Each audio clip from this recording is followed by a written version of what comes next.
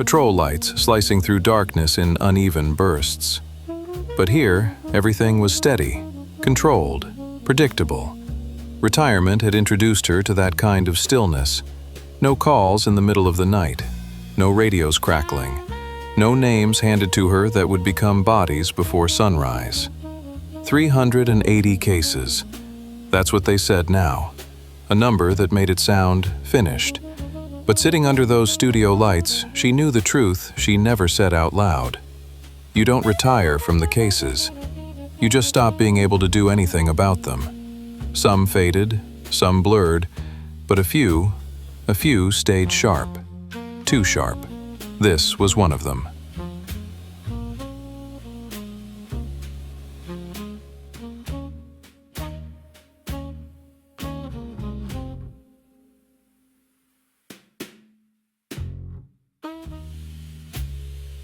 Brooklyn never sleeps. It shifts, breathes, waits. That night felt like any other until it didn't. The call came in simple.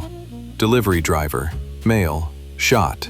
Nothing unusual in the wording, everything unusual in the feeling.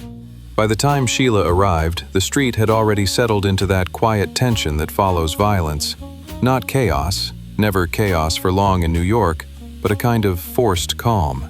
People watching from behind glass, voices lowered, movement slowed.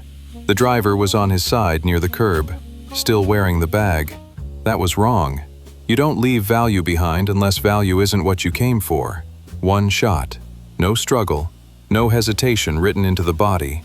Shiela crouched low, letting the scene speak the way it always did when people stopped interrupting it. A casing caught her eye. Brass. Still.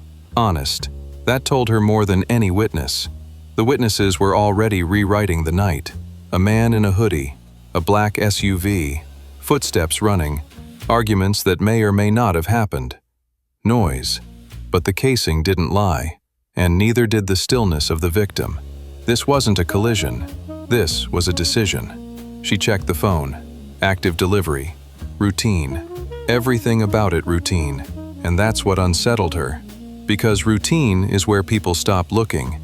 Even now, years later, sitting in that studio, Shiela could feel the moment she knew something was wrong. Not with the victim, not with the street, but with the pattern itself. Retirement had taken away the urgency, but it hadn't taken away recognition.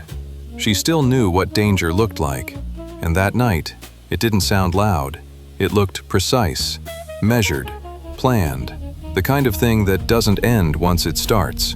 And as she stood there, watching the body being lifted, she remembered thinking, this isn't the crime. This is the beginning of it. And before the city had time to forget his name, another driver was already on his way to the same kind of ending.